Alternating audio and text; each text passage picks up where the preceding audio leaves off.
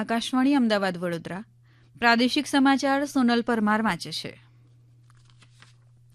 આજે વિધાનસભા ગૃહમાં પૂર પ્રકોપને કારણે રાજ્યના ખેડૂતો સહાય ચૂકવવા અને આદિવાસી વિદ્યાર્થીઓની શિષ્યવૃત્તિ બંધ કરવા અંગેનો વિરોધ પક્ષ દ્વારા સવાલો પૂછવામાં આવ્યા હતા. ત્યારે આ મામલે રાજ્ય સરકાર દ્વારા જવાબ આપવામાં આવ્યો હતો. વિપક્ષો દ્વારા પૂછાયેલા પ્રશ્નના ગૃહમાં અપાયેલા ઉત્તર અંગે પત્રકારોને માહિતી આપતા ભાજપના પોરબંદરના ધારાસભ્ય અર્જુન મોઢવાડિયાએ જણાવ્યું હતું કે પૂરગ્રસ્ત વિસ્તારોનું કૃષિમંત્રી દ્વારા સ્થળ નિરીક્ષણ કરવામાં આવ્યું હતું. પાક નુકસાનીનો સર્વે કરવામાં આવ્યો હતો. આ સર્વે બાદ સરકારે રાજ્યના 1,36,000 ખેડૂતોને 200 કરોડ રૂપિયાની રાહત આપવામાં આવી હતી. ગુજરાત સરકારે આ ખેડૂતોને પેકેજ આપેલું હતું અને એ રાહત પેકેજ પેટે સૌરાષ્ટ્રના જૂનાગઢ અને પોરબંદર જિલ્લાના ખેડૂતો 1,36,000 ખેડૂતોને 200 કરોડ રૂપિયાની રાહત આપવામાં આવી. 8,500 રૂપિયા એસડીઆરએફ ફંડ પેટે આપવામાં આવ્યા હતા અને રાજ્ય સરકારે પોતાના બજેટમાંથી વધારાની 2,500 રૂપિયાની જાહેરાત હેક્ટર દીઠ કરી. જ્યારે વિધાનસભામાં આદિવાસી વિસ્તારના વિદ્યાર્થીઓને પોસ્ટ મેટ્રિક શિષ્યવૃત્તિ બંધ કરવાના મામલે આમ આદમી પાર્ટીના ધારાસભ્ય ચૈતર વસાવા દ્વારા ઉઠાવેલા મુદ્દે ભાજપના ધારાસભ્ય નરેશ પટેલે કહ્યું હતું કે પોસ્ટ મેટ્રિક શિષ્યવૃત્તિ બંધ નથી થઈ અને આજે પણ વિદ્યાર્થીઓને શિષ્યવૃત્તિ અપાય છે.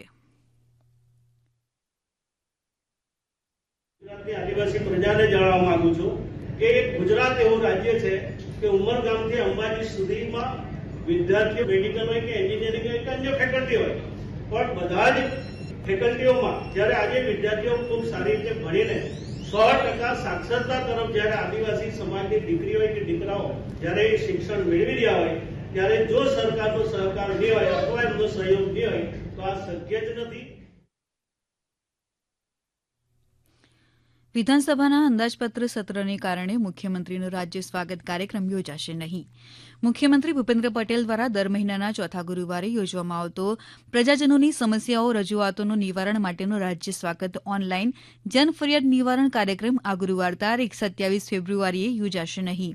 જિલ્લા અને તાલુકા સ્વાગત રાબેતા મુજબ ચાલુ રહેશે. છોટાઉદેપુર જિલ્લાના સંખેડાના ગોલાગામડી ગામમાં કિસાન સન્માન સમારોહ સાંસદ જશુ રાઠવાના અધ્યક્ષસ્થાને યોજાયો. આ કાર્યક્રમમાં 18 લાભાર્થીઓને 16 લાખથી વધુની સહાયનું વિતરણ કરાયું, જેમાં લાભાર્થીઓને પાક સંગ્રહ સ્ટ્રક્ચર, પપૈયા, આંબા તથા જામફળ ઉત્પાદકતા વધારવાની યોજનાઓ અન્વયે લાભનું વિતરણ કરાયું હતું. આ કાર્યક્રમમાં કૃષિ તકનીકો, પ્રાકૃતિક કૃષિ ઉત્પાદનોના પ્રદર્શન સ્ટોલની ખેડૂતોએ મુલાકાત લીધી હતી. દરમિયાન મહેસાણા જિલ્લા કક્ષાનો કિસાન સન્માન સમારોહ ગણપત યુનિવર્સિટી ખેરવા ખાતે યોજાયો, જેમાં 15 લાભાર્થીઓને વિવિધ સહાય યોજના અંતર્ગત 9,26,000 રૂપિયાની સહાયનું વિતરણ કરાયું. જિલ્લાના પ્રાકૃતિક ખેતી કરતા પ્રગતિશીલ ખેડૂતોને સન્માનિત કરાયા હતા. આ અંગે જિલ્લા કલેક્ટર એસ.કે. પ્રજાપતિએ જણાવ્યું કે ખેડૂતોની આવક બમણી કરવા માટે સરકાર કટિબદ્ધ છે. આ સમાચાર આપ આકાશવાણીના અમદાવાદ વડોદરા કેન્દ્ર પરથી સાંભળી રહ્યા છો.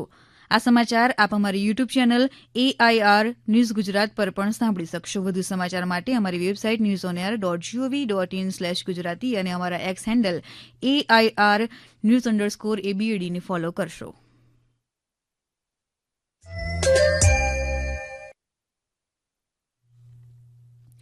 અમરેલીના બાબરામાં આવેલા દરેડમાં લગ્ન પ્રસંગમાં ફૂડ પોઈઝનિંગથી 60 લોકોને ઝાડા ઉલટી થઈ ગયા હતા.